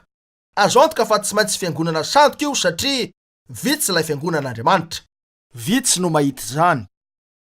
Jereo ny aminy raha eo mason'Andriamanitra. Na toy inona tsara ny endriny eo mason'ny olona sy ny fomba fiteniny feno fandiniana, voalotony divainy fijagajagana izy io. Eto, nisotro ny ran'ireo martiora izy io, tahaka ny Jezebela ihany izay namono ny mpaminany sy ny mpisorona ka namotika ny vahoaka an'Andriamanitra izay tsy nanaiky nandohalika sy nivavaka tamin'ny bala. Ary izay mihitsy no nataon'ny fiangonana katolika. Novonoiny izay tsy nanaiky ny lefitra tamin'ilay fepetra nomen'ny papa. Nalefa ho faty izay nila ny tenin'Andriamanitra fa tsy ny tenin'olombelona, ary tamin'ny famonoana matsiravina matetika. Efa maty anefa i fiangonana ny fampirarah tamin'ny fahafatesana io kanjo tsy fantany izany. Tsy misy aina ao aminy ary tsy nisy famantarana mihitsy nanaraka azy. Andro ibebahana. Apokalipsy 2:1-20. Ary nomeko andro ibebahana izy nefa tsy mety mibebaka amin'ny fijangajangana izy. Fantatrareo moa fa mbola ratsy kokoa noho ny Ahabo io fiangonana io. Fantatrareo moa fa nisy fotoana fony bebahany ka nandehanany tamin'ny mpitandremana teo anatrehan'Andriamanitra. Tsy afaka ilaza toy izany ianareo raha teo amin'ny fiangonana katolika romanina. Tsy tompoko. Tsy vitany hoe tsy nibebaka ihany izy io, fa vao maika nikiry tamin'ny famonoana ny hafa rehetra sy ireo izay niezaka nitaona azy bebaka. Zay no tantara. Eny, tsy nitsahatra nanangana trany Andriamanitra, tsy nihiraka tamin'ny taom-piangonana tsirairay ihany, fa nisy olona mahafinaritra maro natsangany nanampy an'ireo irak'ireo ihany koa. Nisy an'ireo lehilahin'Andriamanitra mahafinaritra maro nomeny tamin'ny taona rehetra, ka izy ireo no nanao an'izay rehetra azony natao mba hamerenana ny fiangonana ho amin'Andriamanitra. Azo antoka fa nanome azy ireo anjara sy nanampy azy ireo ibebaka Andriamanitra. Efa nisy fotoana va nibebahana izy io ka efa nisy voany izany nasehony. Tsy tompoko. Tsy mbola natao izany ary tsy ataony mihitsy. Mamo izy io. Tsy mahatsiaro tena intsony manoloana an'ireo zava-panahy. Eny, aza diso hevitra ka eritreritra eto hoe nibebaka tamin'ny famonoany an'ireo olo-masina ny fiangonan'i Roma noho ny fiezahany hampiray an'ireo protestanta amin'ny fanitsiana an'ireo fanekem-pinoana mba hifanaraka amin'ireo fanekem-pinoana protestanta. Tsy mbola nisy fotoana nanekeny ny fahadisoany ka nilazany fa diso izy tamin'ireo von'olona marobe nataony, ary tsy hanao an'io mihitsy izy. Koa na dia endrika famorana sy fahalemem-panahy toy inona aza no isehony amin'izao fotoana manokan'izao, mbola hitsangana mony izy io, satria mitoetra ao amin'ilay fony ratsy izay tsy nibebaka ny famonoana. Valim-pitsarana ny ampanga an'ilay janga. Apokalipsy 2:2-20. Indro ampandamahako eo am-pandriana izy, ary izay mijangajanga aminy dia ataoko ao amin'ny fahoriana lehibe, raha tsy bebaka amin'ny asan-dravehivavy izy. Ary hovonoko amin'ny fahafatesana ny zanany, ary ny fiangonana rehetra halala fa izany mandinika ny vo sy ny fo, ary omeko araka ny asanareo avy ianareo rehetra. Ahoana hoe? Mananjanaka izany io vehivavy io. Move janga izy, raha izany ary no izy, zaza tamin'ny fijagajagana izany no azony ka tsy maintsy hodorana amin'ny afo, hoy ny teny. Tena marina izany. Izay no hiafarany satria hodorana amin'ny afo izy, fa ry afo no hiafarany. Andraso kely anefa ary eritreretony amin'ireo zanan'ireo. Vehivavy ny avian'ny zaza. Miariary fa nitera-jaza maro io vehivavy io, saingy ny nataony ihany no nataon'izy ireo. Aneo fiangonana izay nivoaka niala tamin'ny rafi-pivavahana ka tsy niverina avy hatrany tao. Tsy misy na dia iray aza. Tsy misy. Nivoaka ny Luteranina, dia niverina ho rafi-pivavahana izy avy eo, sady miara-mamindra sy mifandray tanana amin'ny hoetsika ekumenika io ankehitriny. Nivoaka ny metodista ary niverina ho rafi-pivavahana. Nivoaka ny pentekotista ary niverina ho rafi-pivavahana. Isy fivoahana anankiray hafa indray anefa, dia rain'Andriamanitra fa tsy verina hanao rafi-pivavahana izy ireo, satria mahalala ny fahamarinana. Hoy ilay ampakarina amin'ny andro farany io andiany io. Eny, voalaza eto fa nananjanaka io janga io. Koa inona ary izy ireo? Zanany vavy, satria fiangonana mitovy aminy ihany. Eny, misy tepoka tsara tsindrina eto. Nanana zanaka vavy Jezebela sy Aba. Nanambady an'i Jeorama zanaka Josafata io zanany vavy io. Ary voalazan'ny mpanjaka faharoa 9:20 hoe Jeorama dia nandeha tamin'ny lalan'ny rafozan-dahiny. Io fanambadiana io no napiditra azy avy hatrany tao amin'ny fanompoan-tsampy. Lay Joda natahotra sy nivavaka tamin'Andriamanitra treto no natodiny ho amin'ny fanompoan-tsampy. Izay indrindra no nataon'ireo fiangonana zanany vavy rehetr'ireo, toy ny efa nasehoko anareo. Tao amin'ny fahamarinana no niatomboany nefa nivaty tamin'ny rafi-pivavahana izy, ka nialany ny teny mba hanarahany fombafomba, fanekem-pinoana sy ny sisa. Eny, avela ho aho amoaka an'izao. Voalazan'ny Hebreo 7:17 hoe Tsarovo ny mpitondra anareo, zay efa nitoro ny tenin'Andriamanitra taminareo. Tsy ny olona zany no manapaka antsika fa ny teny. Eny, raha lehilahy amin'ny mavady azy no lohandra vehivavy, izy no manapaka azy. Vehivavy ihany koa anefa ny fiangonana, ka ny teny no manapaka azy. Jesosy ny teny. Raha laviny ny teny ka fitondrana hafa no ekeny, de mpijangajanga izy. Eny, tonoho ny amiko izay fiangonana tsy nahafohy teny ho am'ireo fombafomba sy ireo fanekem-pinoana. Mpijangajanga avokoa izy rehetra. Tozany ny reniny, tozany ny zanany vavy. Inona ny famaizana ho azon'ilay janga sy ny zanany vavy? Eny, tranga anankiroa no isy. Voalohany hoy izy, ampandamahako eo mpandrina izy. Raha ny tapany farany eo amin'ny 120, dia ho fandrina ny fahoriana io na ny fahorim-be. Zay mihitsy ny voalazan'i Jesosy ao amin'ny Matio 5:17. Nisy virjinina 10 teo, 5 endry ary 5 adala. Nanana diloilo, fa ny masina ny 5 endry, fa tsy nanana ny 5 hafa. Rehefa tonga ny antso, indro fa tonga ny mpapakatra, dia niazakazaka nitady diloilo ny 5 adala raha indro fa niditra tao amin'ny fampakaram-bady ny 5 endry. Nijanona tany ivelany ny 5 ka navela ho amin'ny fahorim-be. Zay no zavatra hitranga eo amin'izay rehetra tsy tafakatra amin'ny fampakarana. Zay ny zavatra azo an'ilay janga sy ny zanany vavy. Faharoa, voalaza fa ho vonony amin'ny fahafatesana izy ireo, na raha dika arabaky teny dia hoe aoko izy ireo vonony ny fahafatesana. Hafahafa zany fiteny zany. Afaka ilaza ny tena hoe ho vonona antona ny olona iray, na hodorana amin'ny herinaratra na koa fomba hafa. Fa milaza ny eto hoe aoko izy ireo vonony ny fahafatesana. Ny fahafatesana mihitsy no hamono azy ireo. Eny, tiako ho hitanareo mazavatsara zao, fa ho raisiko indray ilay endrika ananantsika ny amin'ilay zaraka vavin'i Jezebely, izay niditra tao an-tranon'ny Joda tamin'ny fanambadiana, ka napiditra ny fanompoantsampy avy amin'izany ary natonga an'Andriamanitra nanolotra ny Joda ho amin'ny fahafatesana. Zay ihany no nataon'ny Balamo. Jezebela niaraka tamin'ny fanompoantsampy ary no teto an-daniny.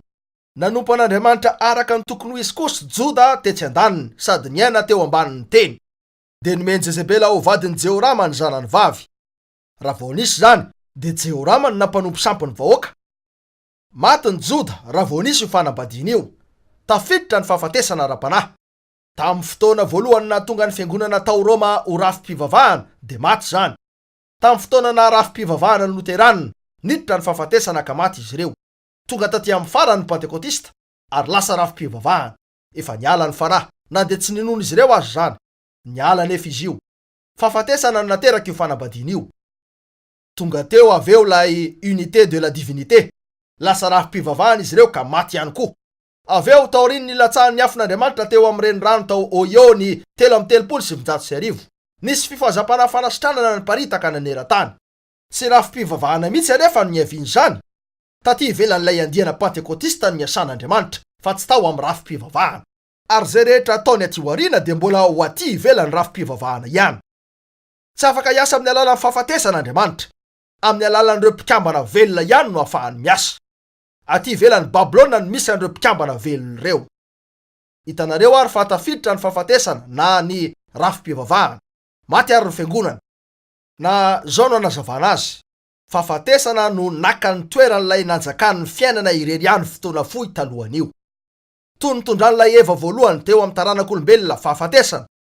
Toy izany koa no nitondran'ny rafi-pivavahana ankehitriny fahafatesana. Satria vokatra avy amin'ny mpandrava anankiroa ny rafi-pivavahana, Nikolaisma sy Balamisma, zay naparitak'ilay mpaminany vavy Jezebela. Eny, tokony efa ho voadoro niaraka tamin'ilay menarana Eva teo no niasa ratsy nataon'izy ireo. Saingy niditra tsehatra Adamo, nalainy teo amin'ny faingany Eva mba hamonjena azy. Rehefa ho tonga eo amin'ny fiafarany diany tamin'ireo taonan'ny fandimby anefa io fivavahana satanika io, de tsy hisititra tsehatra eo, fa ho dorana miaraka amin'ilay mpamitaka azy izy, satria samy anana ny anjarany ao amin'ny fariafo, na lay janga, na ireo zanany vavy, na ny antikristy, na satana. Tianao dingan-davitra eto. Tokony ho tehiriziko an'ilay taona farany angambo zao, saingy tô tsara ihany nitondrana an'izany ankehitriny satria misy ifandraisany mazava tsara amin'ny rafi-pivavahana sy ny amin'izay hitranga amin'ny alalany zany. Ary te hampitandrina anareo aho. Apokalipsy 7:1-20. Fa teo amoron-dranomasina aho, ary hitako fa indro nisy bibidia niakatra avy tamin'ny ranomasina, natandroka 10 sy loha 7, ary tamin'ny tandrony dia nisy diadema 10, ary tamin'ny lohany dia nisy anarana blasfemi. Ary ny bibidia izay fa hitako dia tahaka ny leoparda, ary ny tongony tahaka ny anibera, ary ny vavany tahaka ny vavan'ny liona, ary ilay dragona nanome azy ny heriny sy ny seza fiandrianany ary fahefana lehibe. Ary hitako ny lohany anankiray izay toa voka efa ho faty, nefa sitrana ihany le feriny saiky nahafaty azy. Ary gaga ny tany rehetra nanaraka ilay bibidia. Ary dia niankohaka teo anoloan'ilay dragona ireo satria izy no nanome ny fahefana ho an'ny bibidia. Ary niankohaka teo anoloan'ny bibidia koa ireo ka nanao hoe iza ny tahaka ny bibidia ary iza ny mahay miady aminy. Dia nomena vava amin'ny teny zavatra mihoapapana sy blasfemy izy, ary nomena fahefana mba haharitra 12 volana. Ary nanokatra ny vavany hanao blasfemy an'Andriamanitra izy, dia hanao blasfemy ny anarany sy ny tabernakeliny, dia ireo mitoetra any an-danitra. Ary navela hiady tamin'ny olona masina izy ka harisy azy. Ary nomena fahefana tamin'ny fokom-pirenena sy ny olona sy ny samihafa fiteny ary ny firenena rehetra izy. Ary ankohaka eo anoloany ny olona rehetra monina ambony tany, dia izay tsy manana ny anarany voasoratra eo amin'ny bokin'ny fiainan'ny zanak'ondry, izay voavona hatramin'ny nanorenana zao tontolo izao. Raha misy manatsofina aoka izy ihany, raha misy mamabo dia mba ho baboana kosa izy. Ary raha misy mamono amin'ny sabatra dia tsy maintsy ho vonoina amin'ny sabatra kosa izy. Indro ny faharetana sy ny finoan'ny olona masina. Ary hitako fa indro nisy bibidia iray koa niakatra avy tamin'ny tany, ary nanatandroka roa tahaka ny an'ny zanak'ondry izy, sady ny teny tahaka ny dragona. Ary ny fahefana rehetra nananan'ilay bibidia voalohany dia asehony eo anatrehany. Ary ny tany mba amin'izay monina eo dia asainy miankohaka eo anoloan'ilay bibidia voalohany, izay efa sitrana tamin'ilay feriny saiky nahafaty azy. Ary manao famantarana lehibe izy, ka dia mampidina hafa avy any an-danitra ho amin'ny tany eo mason'ny olona azy. Ary mamitaka izay monina ambonin'ny tany izy amin'ny famantarana izay nomena ary atao eo mason'ny bibidia. Sady milaza amin'izay monina ambonin'ny tany koa mba anao sary ho an'ny bibidia, izay voan'ny sabatra nefa velona ihany. Ary navela nisy aina ny sarin'ny bibidia izy, mba ateny ny sarin'ny bibidia, ary hampamono izay rehetra tsy mety miankohaka eo anoloan'ny sarin'ny bibidia. Ary ny olona rehetra, na ny kely na ny lehibe, na ny manan-karena na ny malahelo, na ny tsy andevo na ny andevo, dia hampandraisy ny marika eo amin'ny tanany ankavanana na eo amin'ny andriny avokoa, mba tsy hisy azo hividy na hivarotro afa-tsy izay manana ny marika, dia ny anaran'ny bibidia na anisan'ny anarany. Indro ny fahendrena. Aoko izay manan-tsaina anisan'ny bibidia, fa fa anisan'olona izany. Ary 960 no isany. Io toky io dia maneho ny fahefan'ny fiangonana katolika romanina sy ny amin'izay ataony amin'ny alalan'ny rafim-pivavahana. Tsaroa fa voaloboka sandoka io. Na dia manonona ny anaran'ny tompo azy izy, ataony eo amin'ny fototry ny lainga izany. Tsy ny tompo no loha mitarika azy fa Satana. Voatondro tanteraka amin'ny maha-bibidia azy izy aty aparany. Asehon'ilay janga nitaingina bibidia mivolonjaky fa ny heriny dia avy amin'ilay Andriamanitry ny herisetra, Satana, fa tsy avy amin'Andriamanitsika ny Tompo Jesosy Kristy. Ny 17 maneho miariariny eo fa andray fanapahana feno ny amin'ny resa-barotra eto tany izy, satria tsy misy olona mahazo mividina mivarotra raha tsy mandalo aminy. Manamarina an'izany ny Apokalipsy 20:7 ka hatramin'ny 17, izay maneho ny tena fiarahany amin'ireo mpanjaka, ireo andriana, ireo mpandrato, dia izay rehetra mifampiraraha amin'ny Roma sy ny varotra. Ao amin'ny Apokalipsy 13:14, fatatsika eo fa aparitany amin'ny alalan'ilay sariny natao azy ny herin'ny taona. Io sary izay natao io dia ny fikambanam-be ekumenika maneran-tany, izay ikambanan'ireo anaram-piangonana rehetra miaraka amin'ireo katolika romanina, efa taon'izy ireo ankehitriny izany. Ary mety ampitsahatra ny herin'ny komunisma mihitsy no tanjona isiny io firaisana io. Ny komunisma nefa tahaka ny Nebukadnezar dia natsangana mba andoro ny nofon'ilay janga. Horesy sy hopotika ny Roma. Mario tsara fa nataizana lehan'ny fiangonana katolika dia nanaraka azy ny komunisma. Tsy maintsy izay ny fandehany. Ary velao aho eto ampitandrina anareo. Aza heverina fa ny komunisma ihany ny fahavalonareo. Tsy tompoko. Eo ihany koa ny fiangonana katolika, izay lehibe lavitra noho izy azy. Ankehitriny, andesika maka ny Apokalipsy 13:1 ka hatramin'ny 4, ary ampitahan' izany amin'ny Apokalipsy 12:1 ka hatramin'ny 5. Apokalipsy 13:1 ka hatramin'ny 4. Fa teo amoron-dranomasina ary hitako fa indro nisy bibidia niakatra avy tamin'ny ranomasina, natandroka 10 sy loha 7. Ary tamin'ny tandrony dia nisy diadema 10, ary tamin'ny lohany dia nisy anarana blasfemy. Ary ny bibidia izay efa hitako dia tahaka ny leoparda, ary ny tongony tahaka ny anibera, ary ny vavany tahaka ny vavan'ny liona, ary ilay dragona nanome azy ny heriny sy ny seza fiandrianany ary ny fahefana lehibe. Ary hitako ny lohany anankiray, izay toa voka efa ho faty, nefa sitrana ihany ilay feriny saika nahafaty azy. ary gaga ny tany rehetra nanaraka ilay bibidia. Ary de niankohaka teo nolon'ilay dragony reo satria izy no nanome ny fahefana ho an'ny bibidia. Ary niankohaka teo nolon'ny bibidia koa reo ka nanao hoe iza ny tahaka ny bibidia ary iza ny mahay miady aminy. Apokalipsy 12:1-5. Ary nisy famantarana lehibe hita tany an-danitra. De vehivavy mitafy ny masoandro ary ny volana no eo ambany ny tongony. Ary misy satro-boninahitra kintana 12 amin'ny lohany. Sady bevoka izy ary mihetsi-jaza izy ka mitaraina satria marary fatratra efa hiteraka. Ary nisy famantarana hafa koa hita tany an-danitra. Ka indro nisy dragona mena lehibe manandoha 7 sy tandroka 10 ary misy diadema 7 amin'ny lohany. Ary ny rambony dia manala ny ampahatelony kintana amin'ny lanitra ka manjery reny ho amin'ny tany. Ary ny dragona nijanona teo anatrehan'ilay vehivavy efa hiteraka mba andrapaka ny zanany raha voateraka. Ary niteraka zazalahy izy izay efa napaka ny firenena rehetra amin'ny tehim-by. Ary ny zanany novojena faingana nakarina ho any amin'Andriamanitra de ho any amin'ny seza fiandrianany. Samy tao amin'ireo bibidia ireo na satana na ny fivavahany satanika. Ao amin'ny Apokalipsy 4:40, lay bibidia naratra ho faty nefa velona indray. De ny Roma mpanompo sampy nisy amperora izay lavo noho ny famonoana barbarianina ka niala tamin'ny fotoana fohy ny heriny. Saingy azo ndray zany rehefa teo ny Roma nisy papa. Hitanareo ve zany? Lay firenena nanapaka tamin'ny famotehana ny hafa rehetra sady lasa ampira mahery indrindra tamin'izay efa nisy no naratra tamin'ny farany ka efa ho faty. Tsy nisy tsony ny hery materialin'ilay tafika nananany sy ny sisa. Velona ny indray anefa zany teo ambany ny fitondrany Constantin satria naneran-tany ilay Roma nisy papa ary tsy refesy mandidy ny fahefany. Mpanjaka sy mpandrato maro no ampiasainy ka avy amin'ilay fivavahany mahafaty sy ilay heriny arabola no anapahany tahaka ny andriambavy amin'izao taona ankehitriny izao. Izy ihany koa ilay dragona niandry ny andrapaka an'ilay zanak'i vehivavy teo. Niezaka Herode ny hamono ny Tompo Jesosy saingy tsy vitan'izany. Nomboan'ny miaramila Romaniny Jesosy taty aoriana. Nefa nakarina eo amin'ny fiandrianana izy ankehitriny. Eny, raiso ilay vao nolazaiko teo ary miverena amin'ilay fahitana amin'ny Daniel. Ny ampahany farany teo amin'ilay sary olona. Ny tongotra no nahitana n'ilay hery maneran-tany farany. Visy tanimanga io. Hitanareo fa ny ampira Romanina ny vy. Saingy tsy vy mahery tsony zany eto. Nisy tanimanga niaroaro taminy.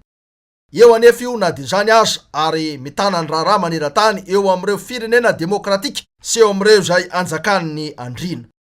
Hitantaratra eo amin'ny firenena rehetra ny Roma, miaroaro ao amin'ny rehetra zany. Avelao aho anome zavatra kelinareo momba ny visy ny tanimanga. Tsaronareo ve rehefa nakapokapoky Khrushchev teo amin'ny latabatra nisy ny vondron'ny firenena mikambana ny kirarony? Eny, nisy firenena tatsinanana 5 sy tandrefana 5 teo. Khrushchev nandray fitenenana ho an'ny tatsinanana ary ny filoha Eisenhower ho an'ny tandrefana. Any Rosia, midika ho tanimanga ny Khrushchev ary ovy ny Eisenhower.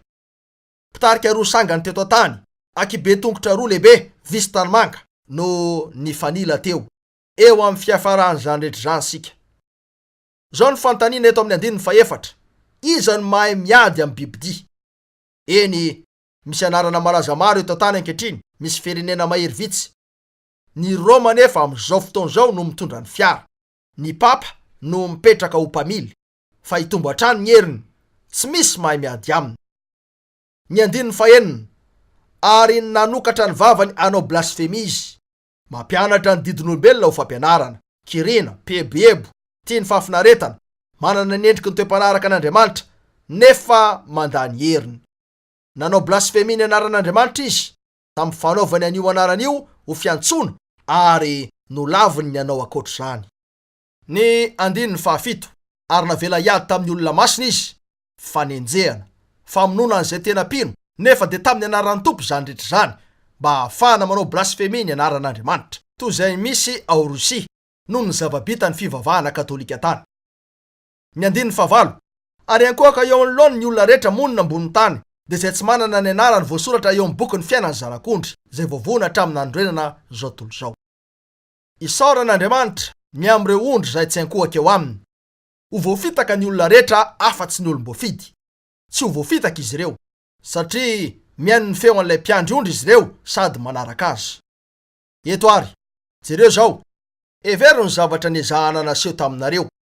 Io voan'ny fahafatesana izay ny antomboka tao amin'ny taona voalohany io, Io voany rafi-pivavahana izay naniry ka lasa azo be taty amin'ny farany io no lasa akan'ireo vorona maloto rehetra. Na de lazainy aza fa mpanome fiainana izy.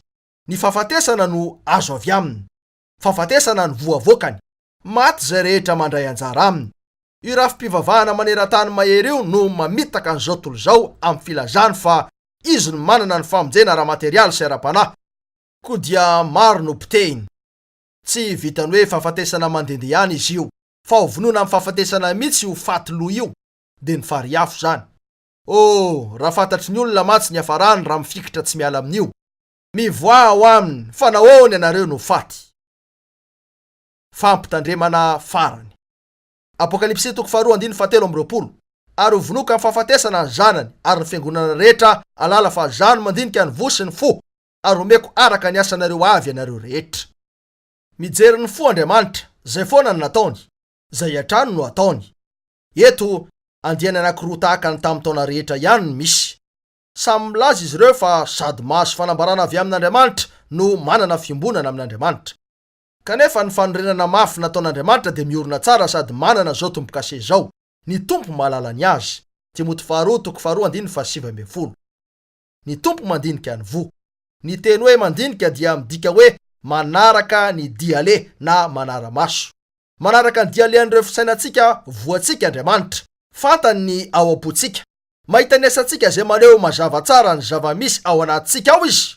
Avy ao am-po no ivoahan'ny fahamarinana na ny ara-tsi-panahy.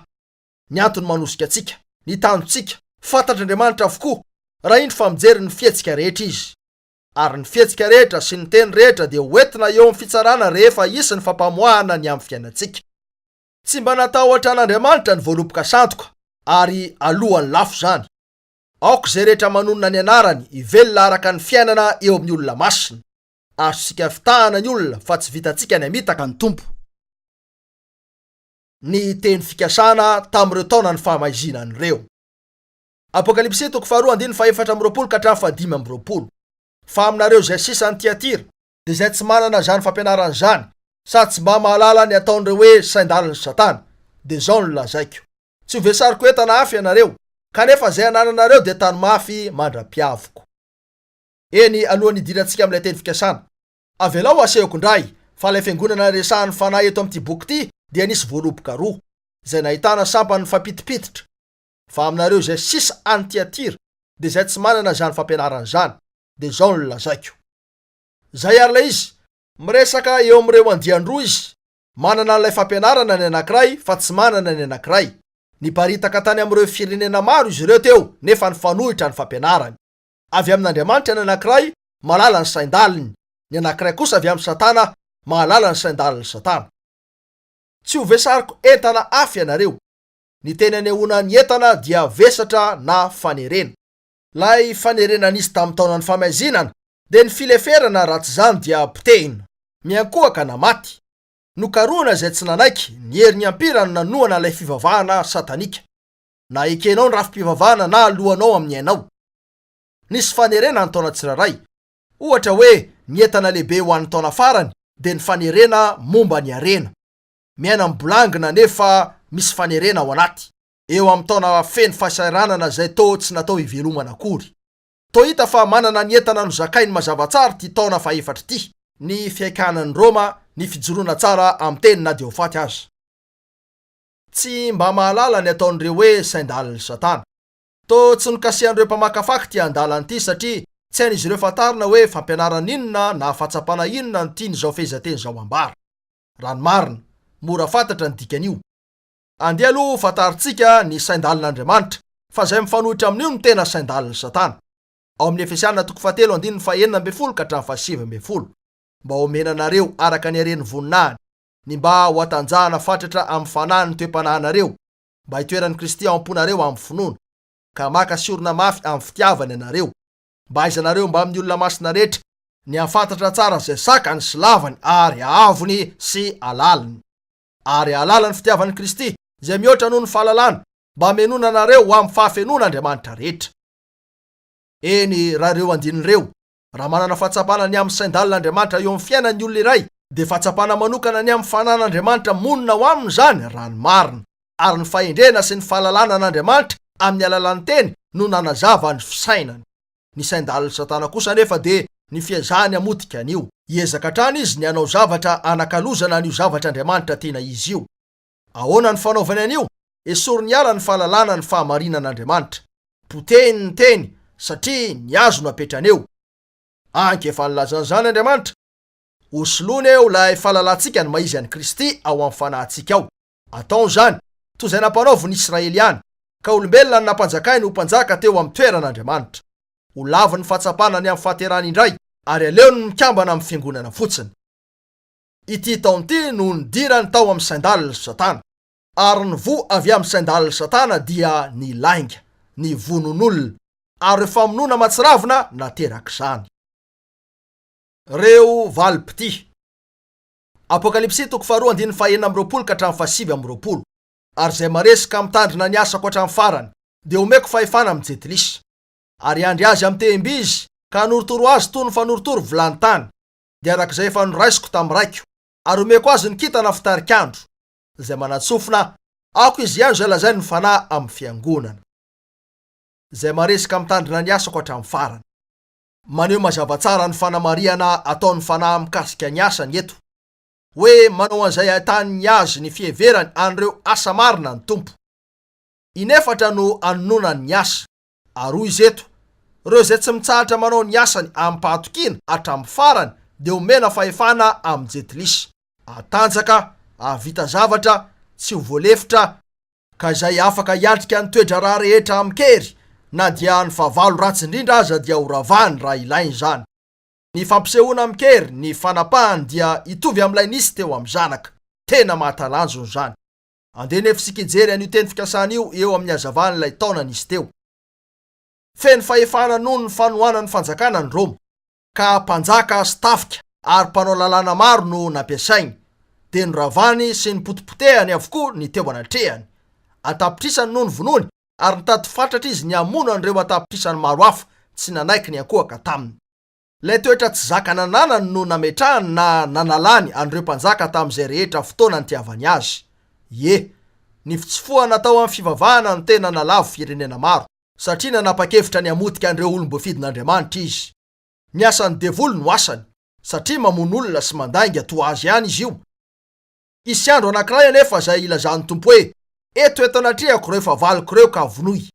Iaraka amin'ny tompony eo ny olona marina, raha indro lay fahatezerany araka ny rariny fa hilatsaka amin'ireo mpanao blasfemi. Tonga miaraka amin'ny eny amin'ny voninahitra ny olo-marina, ka hamotika an'izay namotika ny tany sy namonomono foana ny olo-mason'Andriamanitra. Taona zay nanolorana tranony takolaka teo, nahitana fahoriana matsiravina. Ho avy anefa ny andro zay andresen'ny fahamarinana, ary iza no hatatiny ny afony ka ho afa-miala, reo zay navota ny tompo ihany. Ary omeko azy ny kintana fitarikandro. Raha araka ny Apokalipsy 2:20-20, ny Petera 2:1-7, Jesosy no kintana fitarikandro. Zany solofo sy taranaky Davida, ny kintana mamirapiratra fitarikandro. Mandra-pahazavany ny andro ka miposaka ao am-ponareo ny fitarikandro. Koa dia eo panomezana teny fikasana mifandraika amin'ny tenany ho an'ny olo-boafidy amin'ny taonany famaizinana ary ny fanahy, sy amin'ireo taona aty aoriana ihany koa. Toy izay efa nambarantsika, manondro ny tenany amin'ireo iraka tamin'ny taom-piangonana rehetra Jesosy. Avy aminy no andrasan'izy ireo ny fanambarana ny amin'ny teny ho an'ny vanim-potoana tsirairay. Io fanambarana ny amin'ny teny io no mamoaka ny olo-boafidin'Andriamanitra amin'izao tontolo izao, ka ho ao amin'ny firaisana tanteraka amin'ny Jesosy Kristy. Nantsona ho kitan'ireo irak'ireo satria mamiratra noho ny hazavana hita taratra izay tsy azo manokana izy ireo fa an'ilay zanaka dia Jesosy. Nantsona ho kitana ihany koa izy ireo noho ny fiazonany hazavana amin'ny alina. Fa teo amin'ny aiziny fahotana, izy ireo no nitondra ny hazavan'Andriamanitra teo amin'ny vahoakany. Taona ny famaizinana ny eto. Tena maizina tokoa satria efa saiky niafina tanteraka teo amin'ny olona ny tenin'ny tompo. Efa saiky tsy hita intsony ny fahalalàn'ilay avo indrindra. Azo ny fahafatesana ny maro isa tamin'ireo mpino, ary nolevonina ny andian'izy ireo. Teo amin'ny faritra ambany indrindra tsy mbola nisy toy izany ireo zavatra momba an'Andriamanitra, ary toa tena resiny Satana ilay vahoakan'Andriamanitra. Raha nisy vahoaka tena nila teny fikasana ny akao amin'ilay tanàna tsy misy alina, de ny olona teto amin'ny taona ny famaizinana. Ary zay no antony ampanantenan'ny fanahy kitana fitarikandro azy ireo. Ambary an'izy ireo fa ilay kitana lohany de Jesosy, Zay mitoetra ao amin'ilay hazavana tsy ainizanizatony no alazava azy ireo amin'ny fanatrehany manokana ao amin'ilay fanjakana ho avy. Tsy ampiasan'ireo kintana iraka ireo intsony izy mba anome hazavana amin'ny alina, fa ho Jesosy izy tenany no iresaka amin'izy ireo mifanatrika raha indro fa hifampizara ny fanjakany amin'izy ireo izy. Ny kintana fitarikandro no tazana rehefa manomboka mamiratra ny hazavan'ny masoandro. Amin'ny fotoana iavian'ilay masoandrontsika, Jesosy dia tsy ilaina intsony ireo kintana. Izy tenany mihitsy no hitondra amintsika n'ilay afany mampahery, raha indro fa manapaka ny fanjakany izy, ka mivelona ao amin'ny fanatrehany sika. Fa mamiratra hatrany ihany ny hazavan'ny teny amin'ilay andro ahatanteraka antsika. Inona no mety iritsika ankoatran'i Jesosy tenany? Tsy izy va ny rehetra, ilay rehetra ao amin'ny fahatanterahany mihitsy, izay manatsofina aoka izy ihany izay lazainy fanahy amin'ny fiangonana. Amen. Eny tokoa ry Tompoandriamanitra, amin'ny alalan'ny fanahinao, avelao zahay ihany ny fahamarinanao.